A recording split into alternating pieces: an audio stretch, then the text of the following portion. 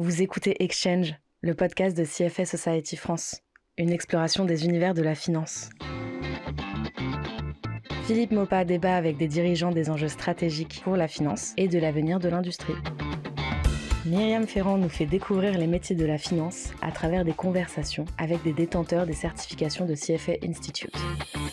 Lenny Kessler échange avec des experts sur les enjeux extra-financiers auxquels la finance peut contribuer de manière effective, tant en matière de durabilité que d'impact. Bienvenue sur Exchange, le podcast de CFA Society France où j'explore les parcours de professionnels de l'investissement. Et aujourd'hui, j'ai l'honneur et la joie d'accueillir Pierre Bismuth, DG et responsable des gestions chez Myria Asset Management. Merci Pierre d'avoir accepté cette invitation à cette conversation inspirante. Bonjour Myriam, je suis très honoré d'être reçu sur le podcast Exchange de la CFA Society France. Alors moi, j'ai une première question. On va regarder un peu avant que tu deviennes ce grand professionnel de l'asset management. Quel ado étais-tu? T'étais plutôt... D'abord, là, j'ai vu que tu étais très parisien. Absolument, je suis né à Paris, d'ailleurs 14e, j'y habite toujours dans le 14e. J'étais un ado assez normal, un peu polar, moi je travaille très bien. Euh, et j'avais déjà fait des rencontres où je m'étais ouvert au cinéma, j'adorais ça, au théâtre. Et en fin d'adolescence, j'ai commencé à voyager. Je me souviens d'un voyage en Sicile avec, on était 4 mecs à 17 ans à circuler en Sicile et à monter le Stromboli sans lampe de poche. Voilà, il y a 19 ans, je fais 6 semaines de vacances intensives avec pas de budget, donc j'ai perdu 6 kilos dans la foulée, c'était formidable. D'où ta... Non, c'est ça, je varie beaucoup. Ok, d'accord.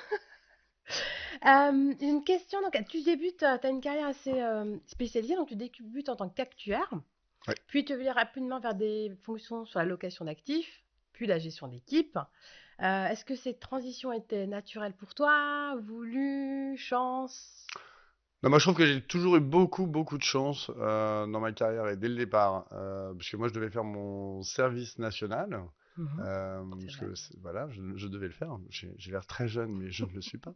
Et, en fait, j'ai fait un CSNE, donc qui est l'ancêtre du VIE, dans une filiale de la Société Générale au Luxembourg. Et il se trouve que je suis arrivé là en tant qu'actuaire alors que je n'avais pas le diplôme d'actuaire, j'avais un DESS de mathématiques de la décision. Je l'ai passé plus tard, mon diplôme d'actuaire. Et en fait, 2 mois après, la responsable de la gestion technique est partie, retournée en Belgique, et donc j'ai occupé son poste. Et c'est comme ça, j'ai eu l'impression d'avoir toujours eu beaucoup de chance. C'est-à-dire, je suis rentré à Sogecap, bah, j'ai trouvé ma femme. J'ai passé un diplôme d'actuaire. Dès que je l'ai eu, je suis parti chez Predica. Et en fait, ça s'est toujours passé assez naturellement. Et avec toujours des rencontres. Enfin, moi, j'ai eu 3 mentors dans ma carrière jusqu'à présent. Et vraiment des gens qui m'ont fait énormément progresser. Et alors, c'est quoi les grands jalons de ton parcours? Bah, jalon de mon parcours, c'est vraiment le premier job, donc CSNE plus CDI au Luxembourg pour Sogelife, où là j'ai rencontré mon premier mentor, qui paradoxalement m'a un peu tué quand je suis retourné en France, puisque c'était un Belge flamand qui s'appelait Edwin Hanbog, avec qui je m'entendais absolument parfaitement, que j'admirais beaucoup. Et en fait, le Belge flamand a cette particularité que pour aller professionnellement d'un point A à un point B, il y va en ligne droite. Donc, on ne s'occupe pas vraiment de politique, on ne s'occupe pas de flatter les gens ou de ménager des susceptibilités. On pense qu'il y a un point à atteindre et on y va vraiment en ligne droite. Et donc, pendant 15 ans, en fait, j'ai fait exactement ça en France. Ça marche moins bien. Euh... Tu as dû localiser un peu la méthode, Ouais, le voilà, protocole. ouais, ça marche moins bien. Mais c'est quand même toujours quelque chose que j'applique au sein de Myria Asset Management. Donc, tu nous parles de tes mentors alors, quels ont été ceux qui t'ont le plus marqué? Et qu'est-ce qu'ils t'ont apporté? Alors, Edwin, franchement, il m'a fait confiance tellement dès le départ. Je sais pas si c'est, tu sais, c'est une rencontre professionnelle. Euh, Et donc, il m'a nommé directement manager. Et en fait, c'est lui qui m'a fait prendre conscience que j'adorais manager les gens. Ouais. Vraiment, j'adore ça. Et je pense en plus que les gens aiment bien être managés par moi. Parce que j'ai un management assez particulier, on va dire, où je considère les gens comme des adultes. Après, mon deuxième mentor, c'était Jean-Jacques Duchamp chez Predica, où, alors là, on n'avait pas vraiment la même relation, quelqu'un d'extrêmement exigeant. Et je suis resté 2 ans chez Predica, et je pense que, alors j'ai pas fait de prépa, mais je pense que c'est à peu près ce C'est que la tu apprends, prépa. ouais, ce que tu apprends en prépa, où depuis d'ailleurs, j'ai globalement pas l'impression de travailler au travail. J'ai plutôt l'impression de m'amuser. Mais d'une exigence mais que j'ai adoré, hein. Vraiment, ça c'est vraiment quand on va retrouver cette expression, on choque les neurones et qu'on te pousse dans tes retranchements professionnels, là encore, pour arriver à une solution, là, pour le coup financière, élaborée et plutôt imparable. Ça, c'était vraiment incroyable. Et mon troisième mentor, bah, c'est la nouvelle retraitée de la présidence de Myria Asset Management, qui m'a recruté. Et j'avais jamais eu un entretien comme ça, parce que c'était un peu comme notre conversation aujourd'hui. C'était pas un entretien normal. Et dès le départ, je me suis dit, ah ouais, c'est vraiment quelle puissance intellectuelle. Là encore, un cerveau absolument incroyable, Et qui docteur en s'appelle? statistique, Martine Simon-Claudel, docteur en statistique, et là qui m'a fait, c'est elle qui a fait de moi le DG que je suis aujourd'hui, quoi, vraiment. Alors, précisément en 2014, tu prends la tête de Myria Asset Management. Mhm. Comment s'est produit cette transformation d'expert vers l'entrepreneuriat, vers la direction d'une société? Bah, en fait, c'est encore de la chance parce que j'ai été contacté par un chasseur de tête D'accord. et puis je passais les entretiens et en fait, c'était assez naturel. Euh, donc, je suis arrivé pour monter Myria Asset Management. Alors, j'aime pas cette expression parce que, en fait, c'est vraiment un travail d'équipe. Et tu vas voir, moi, je fonctionne vachement en meute, aussi bien bah, professionnellement que personnellement. Et en fait, on était une toute petite équipe et il fallait qu'on monte une société de gestion. Et moi, autant j'avais des capacités financières, autant capacités réglementaires étaient assez limitées. Donc, il a fallu qu'on progresse ensemble. J'avais heureusement un RCCI. Et, et finalement, je suis arrivé le 1er juillet dans la galaxie UFF et la société a commencé à gérer le 5 novembre 2014. Après, le dossier avait été monté par un consultant. Mais l'idée, c'était... ouais, en fait, je ne savais pas bien d'ailleurs ce qui m'attendait. D'accord. Par contre, là, c'était génial parce qu'on m'offrait la possibilité de manager une équipe. Enfin. Parce qu'en fait, j'avais été manager au Luxembourg et plus du tout quand je suis rentré en France. Et vraiment, j'ai trouvé que c'était une opportunité incroyable. De toute façon, monter une société de gestion avec, avec plein de millions d'euros derrière soi et un réseau incroyable, c'est sûr qu'il y a plus difficile pour commencer, quoi. Et en même temps, tu vas porter à la fois la vision stratégique, à la fois la vision opérationnelle. Comment tu gères les deux leviers? Quels sont tes points forts? Bah, en fait, au départ, je pense que j'étais pas top hein, comme DG. En vrai. Et oui, la fonction s'apprend. Autant, tu vois, je pense que la fonction fait l'homme ou la femme, hein. L'homme avec au sens de l'humain. Euh, et c'est vrai que quand tu as un titre, bah, tu dois l'habiter. Alors au départ, bah, c'est un peu du théâtre en vrai. Là maintenant, c'est plus du tout du théâtre. Oui. C'est quelque chose qui est assez naturel.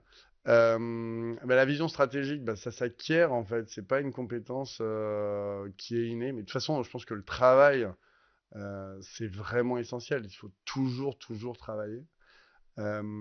Et donc la vision stratégique, moi je sais à peu près où je veux emmener Myria Asset Management et j'ai un actionnaire unique, donc il faut que je le convainque, bien Mm. évidemment, de me suivre. Après, grâce à Martine, Simon Claudel, il y a un truc essentiel, hein, ne pas avoir d'ego. C'est-à-dire que tu peux avoir une idée, mais elle n'est pas forcément bonne. Enfin, moi, j'ai aucun problème à avoir des idées qui ne sont pas validées.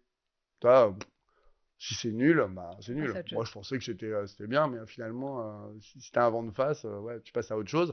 Après, si t'as que des idées mauvaises, c'est un peu compliqué, mais non, pas le vent dans le tas. tu vas avoir des idées qui sont bonnes. Ouais. Alors, tu portes la stratégie de Myria Asset Management. Toi, tu la décrirais comment la philosophie de Myria Asset Management? Et surtout, quel impact tu donnes à Myria Asset Management dans le paysage de l'asset management? Alors nous, notre philosophie de gestion, elle est assez classique. Très honnêtement, je peux pas te dire qu'on est des génies.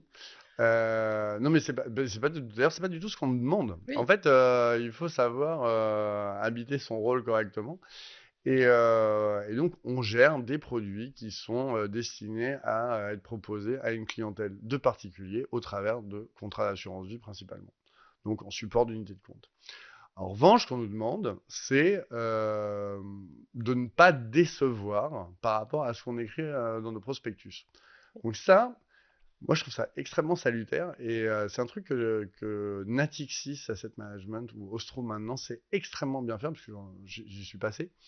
Et cette capacité à délivrer une performance proche de l'indice de référence. Et ça, dans ces temps troublés pour la gestion active et avec des ratios d'information assez négatifs, je trouve que c'est assez intellectuellement, c'est un vrai défi intellectuel. Voilà.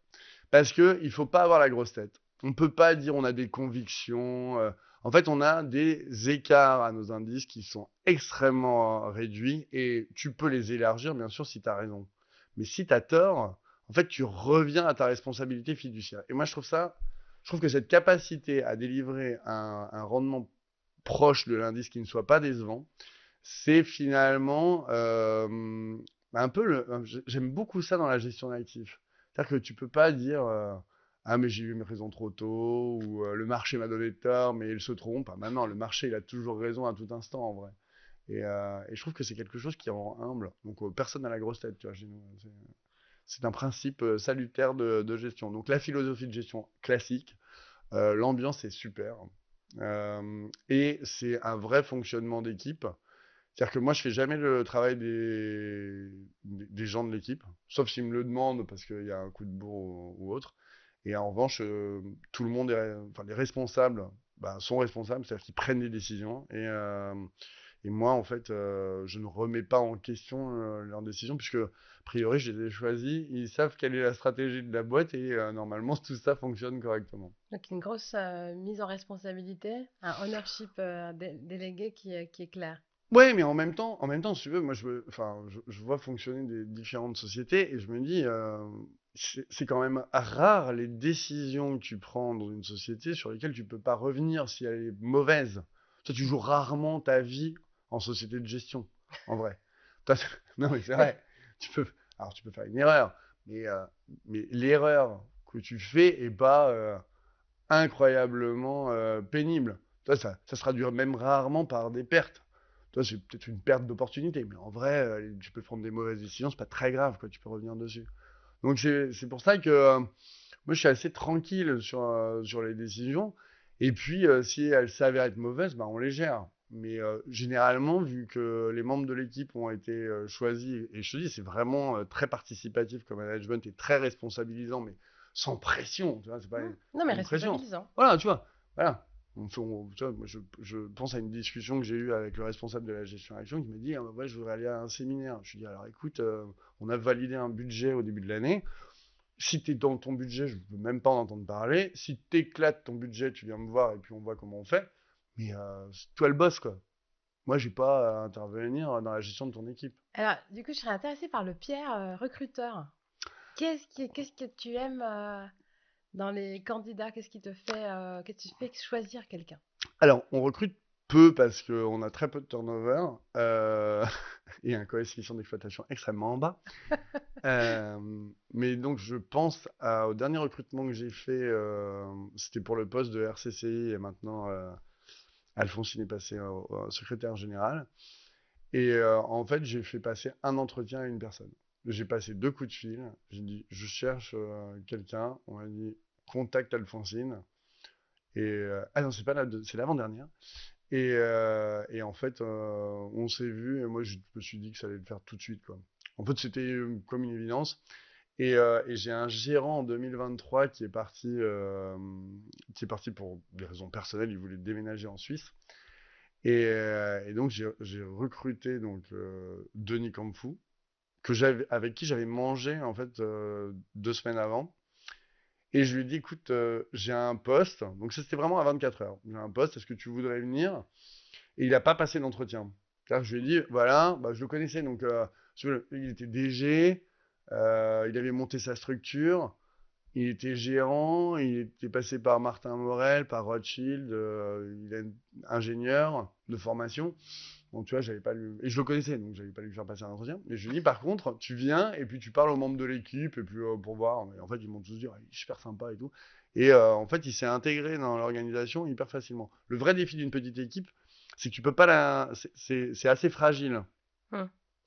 Parce que tu peux pas avoir un élément qui ne s'intègre pas. Alors, on n'est pas une secte, hein, mais c'est vrai que, tu vois, avoir quelqu'un, on a eu quelqu'un qui avait un melon surdimensionné, ça a été vraiment très très pénible. 18 mois extrêmement pénible. Très clair, très bien. Alors, je vais passer maintenant à ton engagement CFA Society Mais France, oui. CFA Institute tout court. Ouais. Donc, avant de passer côté board, mais tu as décidé un jour de passer le CFA. Mm. Tu étais déjà actuaire, tu avais déjà beaucoup d'expertise, tu étais aussi déjà dans l'industrie. Pourquoi? Pourquoi le CFA? Alors, par hasard, en vrai. Non, mais pas. En fait, j'avais adoré reprendre mes études et passer mon diplôme d'actuaire. Alors, que j'avais passé pour la raison simple, c'est que j'avais l'impression que au sein d'une compagnie d'assurance, n'étant pas actuaire, j'étais invisible, on ne m'écoutait pas. Donc, comme je me suis vexé tout seul, je me suis dit, bon, bah écoute, moi j'ai toujours adoré aller à Dauphine.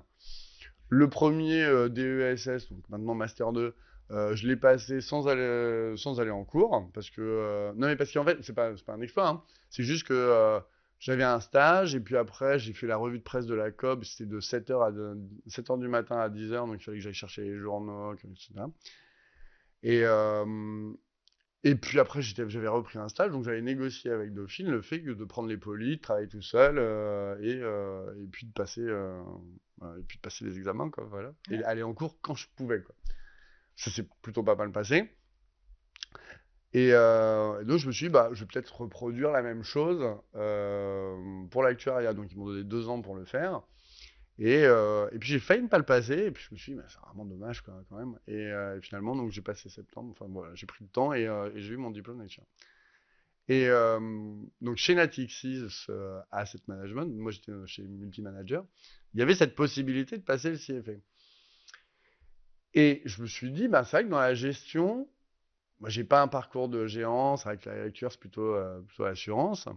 Moi j'aime bien valider académiquement les professions. D'ailleurs, je fais ça au sein de la boîte, ils n'en peuvent plus d'ailleurs de passer des diplômes. Et,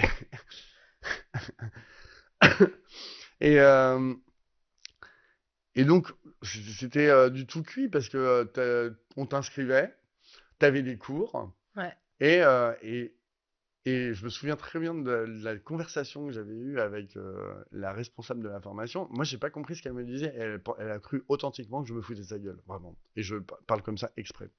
Parce qu'elle me dit, vous comprenez, le CFA, c'est quand même un gros investissement. Vraiment, c'est beaucoup de travail, etc. Je dis, mais en fait, bah oui. Mais si je le fais, c'est pour l'avoir. C'est pas pour dire que je passe le CFA, quoi. Et en fait, j'avais pas compris qu'il y avait des gens en vrai qui s'inscrivaient pour s'inscrire. Oui. Mais ça, j'avais pas le truc parce que. C'était pas Ben dans non, ton profil ben non, ben non, d'engagement. ben oui, pas du tout. Donc c'était par hasard. Et alors, j'ai adoré. Mais alors vraiment, j'ai adoré. Tu vois, c'était vraiment une épreuve. Mais, Ah, mais c'est une épreuve. ouais, c'est une épreuve, mais en fait, c'est une épreuve avec toi-même. Tu vois, mais j'étais nul en compta. Et le niveau 2, la compta, ça m'a. Je révisais sur mon balcon et tout. Je faisais des fiches, des fiches, des fiches. Parce que, en fait, je suis vraiment très mauvais en compta. Et j'ai trouvé ça, mais passionnant. Mm. Vraiment passionnant. Je peux pas le. C'est rigolo d'ailleurs, parce que, en fait, c'était. Parce que c'est vrai, quand on est jeune, les études, ça peut être un peu comme. Enfin, tu peux dire, hein, c'est une épreuve, etc. Même si tu te marres, en vrai, pendant tes études. Et je trouve que professionnellement, quand tu les reprends, c'est une sorte de plaisir, pas très coupable, mais je trouve que. Parce que le monde professionnel, c'est quand même une routine, en vrai. Tu vois, vouloir progresser tout le temps, ça demande un effort important. Et donc, quand tu choques tes neurones en reprenant tes études, Ouais. je trouve que tu t'extrais du quotidien et tu repousses tes barrières mentales. J'adore ce processus qui se passe en toi. Mais c'est vraiment un truc très personnel et ça marche avec tout le monde en réalité. Et alors, très récemment, tu as passé aussi le EG Investing Ouais, en Certificate. 2021, oui, absolument. Fin 2021. Donc, à nouveau, choc des neurones. Bah, en fait, on s'est dit que c'était peut-être une norme. Alors, moi, je suis pas très sympa. Enfin, je suis pas. Ouais, non, je suis sympa, mais je suis pas très gentil. Et j'ai demandé à toute l'équipe de gestion de passer la certification CFA ESG. Et bien évidemment, je leur ai dit, bah, on va tous Ça a passé. collectivement la passer, bien évidemment. Et tout le monde l'a eu, sauf ceux qui passent le CFA en ce moment. Hum. Parce que effectivement, je propose systématiquement à qui veut de passer la certification CFA. Voire, j'impose un peu lourdement. Enfin, Je suggère ouais, lourdement. ouais, voilà. Après, s'il y a un blocage, on fait pas un casus belli, mais je pense que c'est vraiment très important, encore une fois, de s'extraire du quotidien. Et puis, ça valide ton investissement propre dans le métier de la gestion. Et je trouve que c'est une sensation assez délicieuse en réalité. Alors, tu es également très engagé auprès de la Society, de Mhm. la CFA Society France. Tu es au board. Mm. Donc ça, c'est une partie de ton engagement. Tu as aussi, on va dire, un influenceur interne et externe du Running Club, La fameuse euh, running team. la Running Team. La running team. Comment tu vois ton impact, comment tu vois cette partie-là de ton engagement dans l'asset management? Eh ben, en fait, c'était très progressif. Parce que, et d'ailleurs, on travaille là-dessus. Moi, je voyais pas ce que ça voulait dire être volontaire. Mm. Je voyais pas très bien. Et c'est vrai que c'est difficile à appréhender l'association. Tu vois, le milieu associatif, si tu plonges pas à deux pieds joints dedans, bah, tu vois pas très bien où tu dois mettre le curseur de ton engagement, etc. Et en fait, c'est Joël Arb qui m'a amené là où je suis là dans le board. Mais j'ai commencé à participer au programme mentoring, Oui, donc d'Alexandra Payet, je crois que c'est elle qui l'avait oui, monté, et avec Vera aussi. oui. Voilà. Toi, je sais pas si tu étais à l'origine du programme mentoring. J'étais à la présidence de la Society Ouais. quand le programme a été créé Voilà. par Alexandra.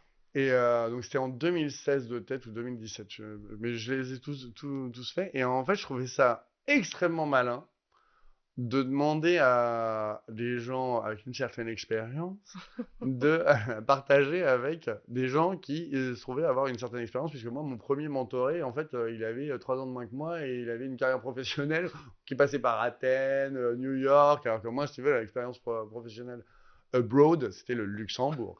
Et moi, j'étais le mentor et lui, c'était le mentoré. Et on travaille toujours ensemble, d'ailleurs, c'est rigolo. Ah, Il conseille un fonds que je gère chez Myriad Asset Management. Et, euh, et donc ça, c'était première expérience. Puis j'ai commencé à rencontrer les gens de la society et de me dire, bah ouais, en fait, je reçois des mails, je peux y répondre et même aller à certains événements. absolument. Absolument, absolument. Et oui. Et après, il y a eu, donc Joël m'a fait participer au nominating committee, donc Oui, pour choisir des gens à proposer à l'élection au board. Et donc j'étais dans le nominating committee, j'étais dans le Media Awards, et puis tout d'un coup, enfin en 2021, j'ai eu un coup de fil de Joël qui m'a dit, est-ce que tu veux être au board? Alors je lui dis, bah écoute, je suis très honoré, et effectivement les enfants ont grandi, c'est plus simple. Donc ouais, je me présente, ouais, avec plaisir, ouais. Mais j'étais pas, ça, je me suis dit, bah, ouais, c'est le moment de m'investir et on va voir ce que ça peut donner. Et c'est vrai que la première année, bah, t'es un peu, c'est comme ça. C'est comme ça. Surtout que tu arrives la première réunion. Alors, donc, il y a des élections, là. T'arrives et on te dit, bon, alors il faut voter le budget, mais sauf que tu l'as pas eu, quoi, tu vois. Et donc, tu dis, bon, bah, je sais pas très bien quoi il en retourne. Et c'est vrai que tu mets une petite année à prendre ta place. oui. Après, moi, la deuxième année, je commençais à avoir des idées. Ouais. Après, c'était le temps de la réélection. Et donc, je me suis représenté. Et là, c'est vrai que le deuxième mandat, j'ai eu vachement plus d'idées. Je me suis dit, euh, c'est vrai qu'on n'arrêtait pas de nous dire que les membres du board n'étaient pas identifiés. Donc, je me suis dit, il faut vraiment qu'on se mette en scène. Euh, et donc, j'ai eu l'idée de commencer à faire des conférences. Il y en a eu 2 l'année dernière. Il y en aura 6 enfin, il y en aura eu 6 cette année. Sur 40 événements, c'est pas mal. Oui, Surtout oui. que c'est moi j'aime bien les gros trucs avec plein de monde. Euh, donc j'ai commencé à peaufiner ça. Suite à un dîner de l'association, on s'est dit avec Philippe Mopa et Alejandro Iniesta que ça serait pas mal de monter un running team. Moi, j'avais jamais couru de ma vie. Et j'ai commencé à la Winter Social Ouais. à regarder les gens et à dire, toi vraiment, t'as vraiment un physique de coureur, tu veux pas faire partie du groupe WhatsApp et maintenant il y a 162 personnes dans ce Ouais. groupe WhatsApp. Alors tout le monde court pas, mais ce qui est hyper sympa, c'est déjà ils m'ont fait courir, ils m'ont rendu marathonien, je suis extrêmement fier. Avec une Euh, belle allure, hein. non, ouais, mais je suis extrêmement fier de moi parce que franchement, il y a 3 ans, je trouvais ça insupportable de courir. Euh, mais c'est surtout, encore une fois, c'est l'équipe qui te porte. Mm. Et moi, tu vois, là, alors, on peut dire que quelle date on est. Nous sommes le 13 juin. Oui. Et donc, le 8 juin, il y a eu l'Adidas 10K, auquel je m'étais inscrit, mais je n'ai pas pu participer parce que j'avais un week-end de potes en Bourgogne. Et dans le groupe WhatsApp, ils ont communiqué et il y a eu 2 records personnels de faits grâce à Mourad qui a emmené Olivier et Arnaud. Et ce qui était rigolo, c'est que tu avais l'impression de le vivre.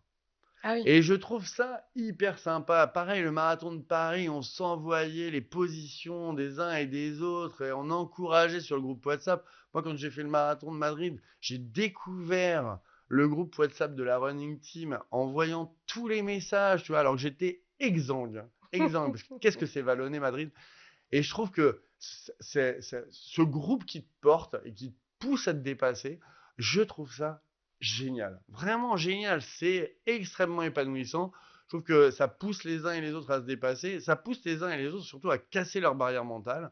Et je trouve que c'est là-dessus que l'année prochaine et l'année d'après, on va vraiment travailler sur comment exploser ces barrières mentales et toutes les barrières qu'on se met, quoi. Un très bon point. C'est quoi la performance pour toi, du coup? Parce que alors la performance, c'est la performance dans l'asset management qui est quand même au centre des C'est très conversations. scolaire, hein, la performance asset management. En fait, on est noté, on est classé. Des Ouais, classés, des étoiles. c'est hyper scolaire. En fait, c'est vachement marrant. C'est comme si, tu sais, c'est comme les bonhommes que tu as quand t'es en primaire.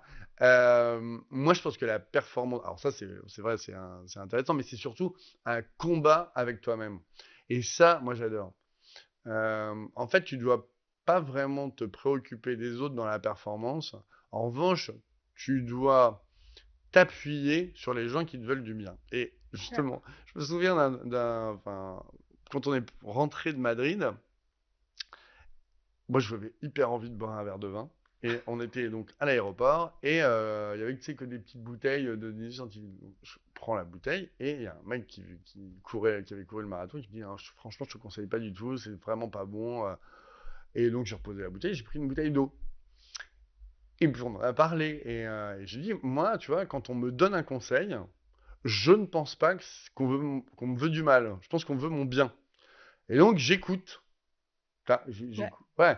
Et en fait, je trouve que ça, c'est un principe assez salutaire. C'est que quand on te fait une remarque, c'est pas forcément. Enfin, c'est même rarement méchant. C'est Plutôt plutôt. bienveillant. Bah ouais, c'est plutôt, bien sûr, bienveillant. Ouais. Je pense qu'on a perdu complètement le fil de la question. C'est vrai, J'ai mais pas c'est du tout répondu à la question. la question de départ, c'est le sens de la performance pour Ah toi. ouais, Mais c'est ça ça. peut être le sens de la performance pour toi Voilà. Donc, à travers le running. ouais. Non, mais on Mais s'appuie comme sur les autres. mais tu vois, le sens de la performance dans l'asset management, enfin, la performance dans l'asset management, c'est central, mais du coup, je vois ton application dans le running club, cet élan avec l'équipe, ça pousse tout le monde à aller un peu plus loin. Je vois aussi dans ce running club des gens qui s'inscrivent à des marathons fous. d'autres qui font des triathlons. Enfin, c'est devenu une émulation assez intéressante. Ouais, mais je pense que la performance, c'est avant tout être fier de soi, mais pas au sens j'écrase les autres, je suis le meilleur, pas du Mm. tout. C'est en fait justement repousser ses limites et se dire, bah en fait, je m'en croyais pas capable. Et finalement, mais ça c'est hyper important, grâce à l'équipe, c'est le phénomène de meute, euh, grâce à s'appuyer sur des gens qui sont pas comme toi, qui sont peut-être en avance, mais qui sont hyper bienveillants. Ça, autant la bienveillance, je trouve ça un peu dégoulinant comme concept. D'accord. Par contre, les preuves de bienveillance, je trouve que c'est vraiment vachement intéressant. Et c'est exactement, moi je trouve que l'association, la CFA Society France, c'est vraiment que des preuves de bienveillance. Je trouve que les gens qui sont vraiment sympas, c'est hyper divers. Il y a toutes les nationalités. C'est vraiment un écosystème que tu peux pas, en fait, tu rends compte jamais Mm. des gens comme ça dans ta vie de tous les jours. En fait, tu restes souvent entre toi et toi. Tu vois, tu vas vers les gens qui te ressemblent. C'est C'est un vrai. truc. Et en fait, tu arrives dans cette association où il y a des Chinois, où il y a des Asiatiques, des Africains, des Américains, des Européens. Tu as absolument tout type de gens et de couleurs et tu rencontrerais jamais autant de personnes diverses si tu sortais dans Paris n'importe où. Là, tu arrives, c'est tout le monde est super sympa, tout le monde veut apprendre Oui. et tout le monde peut s'appuyer les uns sur les autres. Et donc, c'est pour ça qu'on fait du networking et des cocktails Mhm. après, mais on voit qu'il y a quand même des échanges assez importants entre les membres. Et, moi, j'ai le running team, au-delà de ça, c'est que c'est un super instrument de cooptation. Parce que quand tu sues avec des gens Souffrir ensemble. mais oui, mais c'est ça. Et que, en fait, tu vois que les gens sont hyper tenaces, qui repoussent leurs limites, qu'ils aident, qui s'entraident. Bah, c'est vraiment super comme personne à coopter. Vraiment, t'as aucun problème pour dire, bah, moi j'ai un candidat, je le vois dans un cadre qui n'est pas professionnel, mais qui finalement on revient à cette notion de performance. Ouais. Ben, c'est quelqu'un de performant. Mais Performant, exigence. mais exactement. Mais performant vis-à-vis de lui-même. Oui. C'est ça la performance. Parce que la performance, alors bien sûr, tu peux on n'est pas des sportifs de haut niveau, même si on aimerait. Et ça, c'est comment tu repousses tes limites et que tu vas plus loin, quoi. Et que finalement, ta vie, elle est bien remplie. Très bien. Alors, on va repasser un peu sur le côté gestion. Oui. Ça évolue beaucoup. Donc, il y a eu, à un moment, il y a eu donc, on va repasser côté gestion où il y a eu le phénomène de digitalisation dont on a beaucoup parlé, de transparence, et maintenant on passe côté IA. Mhm. Il y a eu les enjeux ESG également. Euh, Comment tu vois l'avenir du métier dans ce contexte? Alors, franchement, sur l'IA, n'étant pas spécialiste, je vais essayer quand même de ne pas faire une réponse pleine de lieux communs. Mais d'un point de vue général, les ruptures technologiques, c'est toujours bénéfique. Et je pense Mhm. pas du tout à un effet d'éviction par l'IA ou l'humain. Enfin, j'y crois pas du tout. Parce que ça aurait enfin, c'est pas de l'intelligence artificielle, les modèles quantitatifs, mais si ça avait dû réduire l'humain à néant, ça aurait déjà eu lieu. Donc je pense justement que c'est un facteur d'accélération des études, de normalisation. Et je trouve que enfin, nous, c'est ce qu'on fait à notre échelle chez Myria Asset Management, c'est que comme on est petit et qu'on est vraiment paresseux, moi je suis né un dimanche à 11h20, moi j'ai horreur des tâches répétitives. Je trouve ça, enfin, vraiment le truc fastidieux, tout à la main, je déteste ça. Donc tout est automatisé. Et si l'IA, alors l'IA, il est utilisé par notre data manager qui produit du code et qui nous fait une application web qui permet de gérer absolument tous les documents de la société, les critères ESG, la gestion à action, l'historisation des, euh, des notes de synthèse sur les entreprises. Bref, c'est vraiment un instrument, enfin, c'est un centre névralgique de la société. Et quand il est bloqué, bah, il utilise l'intelligence artificielle pour débloquer ses lignes de code. Et franchement, si on pouvait même le pousser plus loin, c'est super. Parce que franchement, produire des tâches répétitives, ça n'a aucun sens. Mm. Réfléchir et contrôler, c'est quand même beaucoup plus intéressant. Donc moi, je trouve que c'est une évolution. Je suis même pas sûr que ça soit une rupture technologique en réalité. C'est une évolution qui est dans le Qui est dans le processus technologique naturel. voilà, naturel. Et ça ne peut que nous rendre des services. Alors, on va passer sur les leçons apprises. Ton parcours est plus dans la constance et dans la richesse des expériences. Avec le recul, quels étaient pour toi les moments les plus formateurs? Alors, le moment le plus formateur, ce qui m'a appris à ne pas avoir la grosse tête, et je me souviens des dates, hein. C'était pendant la crise grecque, le 7 mai, c'est un vendredi. 7 mai 2010, j'ai une idée de génie, mais vraiment, vraiment une super idée. Je short à mort l'Eurostoxx et les marchés me plombent comme jamais, quoi. Et là, je me dis, je suis vraiment une star. Ça durait tout le week-end. Et le lundi matin, euh, j'avais des enfants en bas âge et donc j'étais un peu en retard au bureau. Et il y avait eu des événements le week-end qui ont fait que les marchés ont rebondi. Et je suis arrivé, tu vois, légèrement en retard au bureau et les marchés avaient pris déjà 2,5%. Et ça, c'est un truc qui m'a vraiment servi.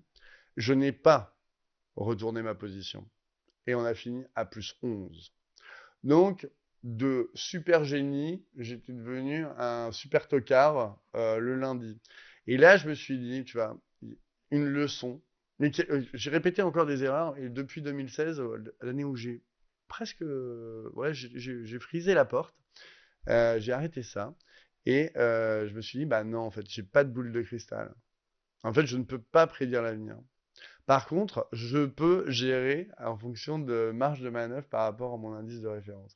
Et ce fait, alors l'année 2010 c'est très bien fini, hein, mais en tout cas, cette idée d'être super génial et vraiment avoir une grosse tête, tu vois, une tête qui commençait à enfler vraiment et qui s'est dégonflée comme une baudruche le lundi suivant, tu vois, j'en parle encore 15 ans après et ça, c'est un peu des stigmates, mais je me suis dit, voilà, c'est exactement tout ce qu'il ne faut pas faire. C'est que, est-ce que cette idée géniale le 7 mai, c'était pas finalement du bol? Ouais. Ouais, ouais, c'est ça. Et en fait, tu apprends à relativiser beaucoup. Et je trouve que ces crises, c'est vachement intéressant. Enfin, si tu les analyses correctement, je trouve que c'est vraiment intéressant parce que c'est toujours une lutte entre toi et toi, en fait.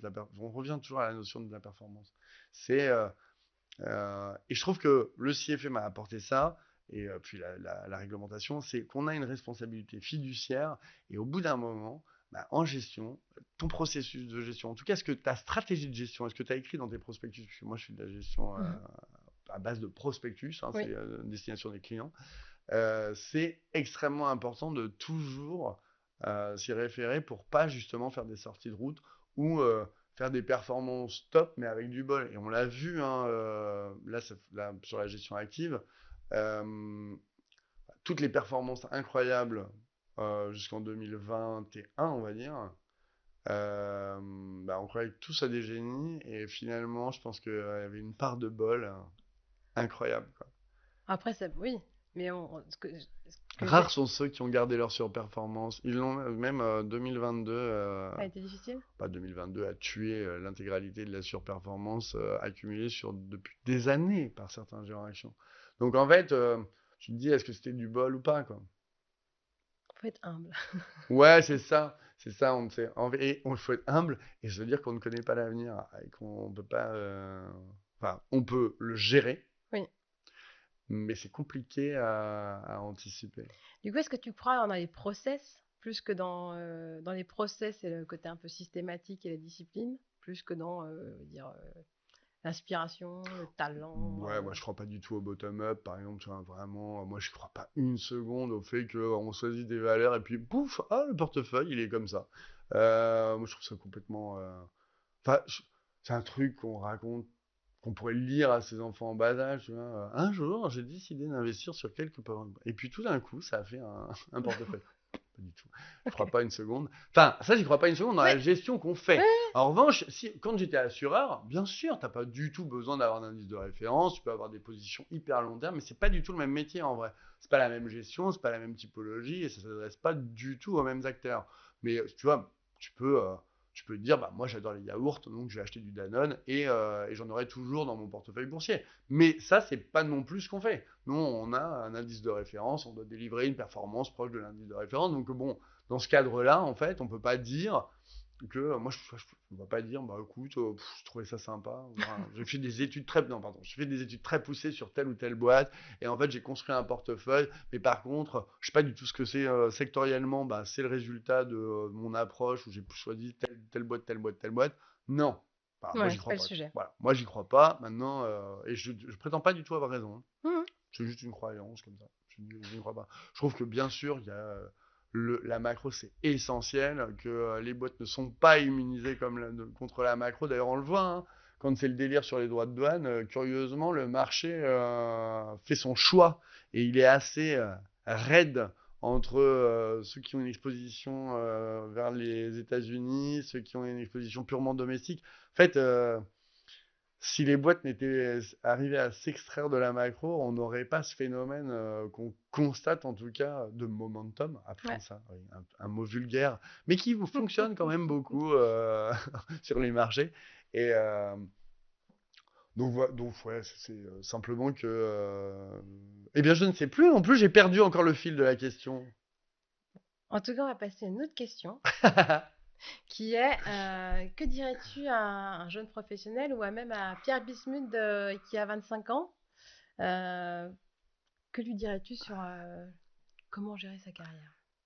Alors, sa carrière, carrément.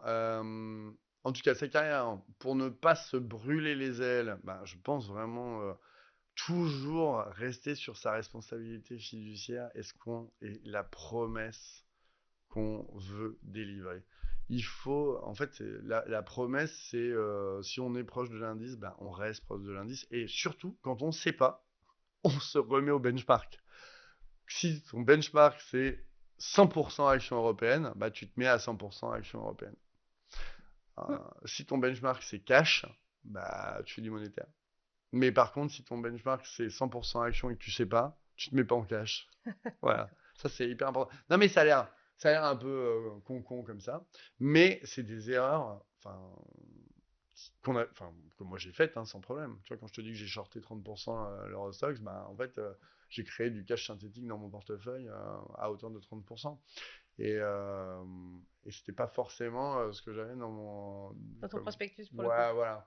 Donc ça, c'est quand même très, très, très important. Je pouvais le faire, mais c'était pas ce que j'avais. Et ça, et surtout rester humble et penser que les gens, moi je suis un peu niais là-dessus, je pense que les gens te veulent du bien. En vrai. Parce que s'ils te veulent du mal, faut se casser. Ah oui. Non, mais ça, tu le détectes quand même. Tu vois, mais nous, en plus, je trouve que dans notre écosystème, on est tous bac+5, on a tous la chance d'avoir des conventions collectives qui sont cool. Tu vois, la souffrance au travail dans la gestion d'actifs, si c'est le cas, franchement, il faut vraiment partir, quoi. Mais après, si c'est vrai que ça peut être difficile d'entendre des critiques. Mais les critiques sont souvent, je pense, constructives. Ouais, Après, tu as dans toujours un des gens contexte familial. toxiques, mais ça, voilà, on parle pas de ça, hein. Ouais. Quels sont tes les projets prioritaires pour Myria Asset Management? Alors, moi, j'ai toujours plein d'idées.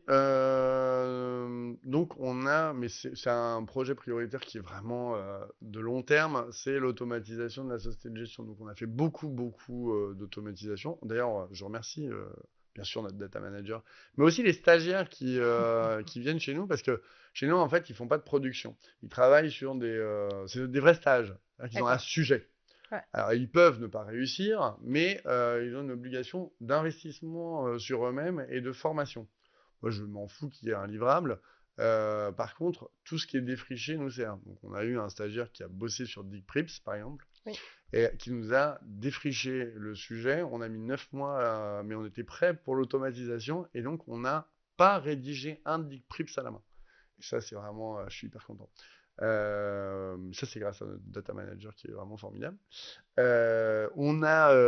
ce que je voudrais, c'est qu'on automatise enfin les rapports annuels qui sont vraiment un pensum à faire pour notre office manager, qui est aussi notre assistante de direction.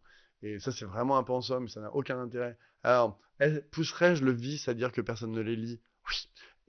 Mais pourtant, ça doit être sur notre site internet. Donc, cette agrégation de documents extrêmement normés, ça, on adore automatiser. Pareil, on a un gros projet sur les prospectus de normalisation et de rédaction assez automatique du prospectus. Donc ça, on travaille aussi dessus. Là, le projet est lancé et nous avons des gens qui s'en occupent. Sur les questions de produits, bah, on travaille toujours à essayer de déployer Myria sur d'autres axes et d'autres dimensions. Donc on a l'idée de gérer ou conseiller un actif risqué qui serait la base d'un structuré. Ok. Là, voilà, on se dit qu'on n'est pas plus idiot qu'un indice et que même on pourrait avoir quelque chose de pas mal. Donc voilà, on travaille là-dessus. Euh, et on va, grâce bien sûr au soutien de notre actionnaire UFF, lancer une franchise obligataire sous format fonds de fonds, puisqu'on n'a pas vraiment de fonds obligataires. Et là, on va déployer d'ici la fin de l'année une franchise obligataire avec des millions d'euros à gérer sur base de fonds, parce qu'on a sourcé beaucoup, beaucoup de thématiques. Autant la gestion d'action a du mal à créer de la surperformance, autant les gérants obligataires sont extrêmement créatifs et arrivent à gérer des produits tout simplement spectaculaires. Mais c'est vrai que l'obligataire, c'est toujours plus rigolo. Très bien. Et alors, si tu avais une baguette magique pour changer une chose dans l'industrie de la gestion d'actifs, ce serait quoi? Alors, je sais pas si ça marche tout le temps. Moi, je suis un vrai capitaliste. D'accord? J'adore faire confiance au marché. Je dis pas qu'il faut pas de règles, mais là, j'avoue que ce que je trouve extrêmement dommage, c'est cette inflation réglementaire. Donc, on peut parler de tout, hein. Moi, là, tu vois, par exemple, on est en train de travailler sur l'automatisation du rapport 29 LEC, l'ancien Mhm. article 173. On nous demande une rédaction et on nous demande maintenant un reporting taxonomie et PAI dans ce rapport. Euh, donc, est-ce que ça va être lu? Je suis pas sûr. Mais en plus, l'AMF maintenant nous demande un reporting Excel de ce rapport 29 LEC. Donc en fait, c'est un autre truc qui est à rendre en septembre. Bon. Tout ça en se disant, bah, ouais, les données, ils vont les trouver, quoi. Alors que les données, ça coûte une fortune. C'est vrai. Et quand tu vois l'évolution récente de la gestion d'actifs, en fait, les petites sociétés de gestion sont obligées de fusionner parce qu'il y a une inflation réglementaire qui est complètement folle.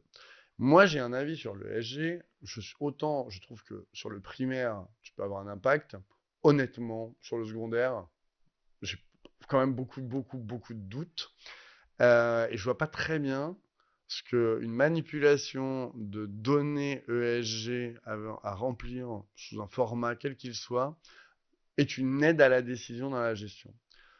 En revanche, que ça fasse partie d'un processus de sélection de titres, bien évidemment. Je veux dire, si la gouvernance est pourrie, tu ne vas pas investir dessus. On voit tous qu'on a tous évolué. Hein, avant, on ne triait pas nos poubelles. Maintenant, on a tous 25 poubelles. Et puis si on ne met pas dans la poubelle jaune, on a hyper mauvaise conscience. Moi, je prends plus ma voiture. Bien sûr, on aime bien respirer. Bien sûr que on voit qu'il fait très chaud dehors et que il faut à chacun à son échelle, on aille vers un truc plus vertueux. Mais c'est pas du reporting qui va faire qu'on va faire du plus vertueux. Et j'aimerais qu'on fasse confiance au marché. Et je trouve que c'est vraiment dommage de cette inflation réglementaire, mais sur plein de dimensions, ou alors on embarque personne dans le monde en vrai. Ça crée des barrières, ou en tout cas. Ah oui, ça crée des barrières à l'entrée folles, alors que donc c'est pour ça qu'il y a des fusions dans tous les sens de petites sociétés de gestion qui grossissent, histoire d'avoir une taille critique pour pouvoir payer la réglementation ESG, sourcer des données financières. Et en fait, le fait de s'extraire un peu de tous ces coûts fixes qui pèsent sur la gestion d'actifs, en gros, oui, c'est sûr que tu vas donner une prime. Et, alors, c'est peut-être ce qu'on veut faire. Mais, voilà, Amundi, c'est notre champion européen, mais il n'est pas très gros en rapport avec des BlackRock et autres Vanguard mastodontesques et curieusement toujours américains. Curieusement. Curieusement. Voilà. Bon, en tout cas, Pierre, merci beaucoup. Moi, je retiens exigence, performance, choc des neurones. Ouais, c'est à peu près ça. Et meute. Émeute Et et la équipe. meute. Et équipe. Mais bien sûr, fonctionnement d'équipe, c'est clé. Et avant de conclure, est-ce que tu as un livre, un podcast ou une source d'information à recommander?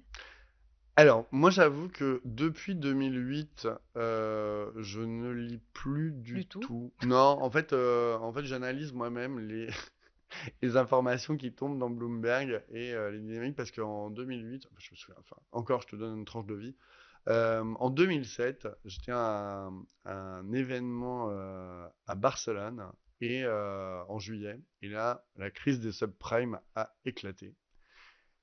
Et en fait, le vrai trouble, hein, c'était plutôt au dernier trimestre, allez, le 15 septembre 2008. Mais donc, on était en juillet 2007 et on se disait, oh, 300 milliards de dollars, rien du tout, c'est totalement gérable, il n'y a vraiment aucun problème. Et sauf qu'on avait oublié la dissémination des titrisations un peu partout dans les fonds monétaires. Bon. Et, et depuis, en fait, je me dis, bah, c'est quand même beaucoup plus simple d'avoir sa propre analyse avec ses propres neurones. Ouais. Voilà. Donc, ça sonne autopromo, mais je trouve que le podcast de Myria Asset Management, ben, il est pas mal. En fait, on fait un podcast par mois, ça permet d'expliquer notre gestion. Après, on en pense qu'on veut ou pas, mais tu vois, moi, j'ai pu parler de trucs qui n'ont rien à voir avec de la finance.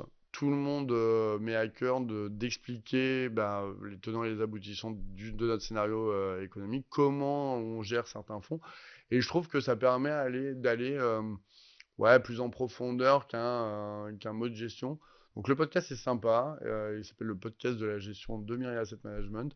Et je trouve qu'il est bien fait parce que tout le monde s'investit vraiment dans le fait de parler dans un micro avec une voix suave. Avec une voix suave. Et du coup, on peut le trouver sur toutes les plateformes Ouais, classiques. Spotify, podcast de la gestion, Spotify, Amazon, Très bien. Apple. Voilà, un podcast. Eh bien, merci beaucoup. Merci pour l'écoute fidèle des auditeurs et auditrices. N'oubliez pas de vous abonner à Exchange et à bientôt. Merci Pierre pour tous ces moments de vie. Merci infiniment, Myriam. À bientôt. Vous pouvez écouter le podcast Exchange sur les plateformes d'écoute habituelles et vous y abonner. Si vous avez aimé cet épisode, n'hésitez pas à le liker. Ce podcast est fourni à titre d'information et rien de ce qui y est dit n'est assimilable à une recommandation d'investissement. Les invités et les hôtes du podcast Exchange s'expriment à titre personnel.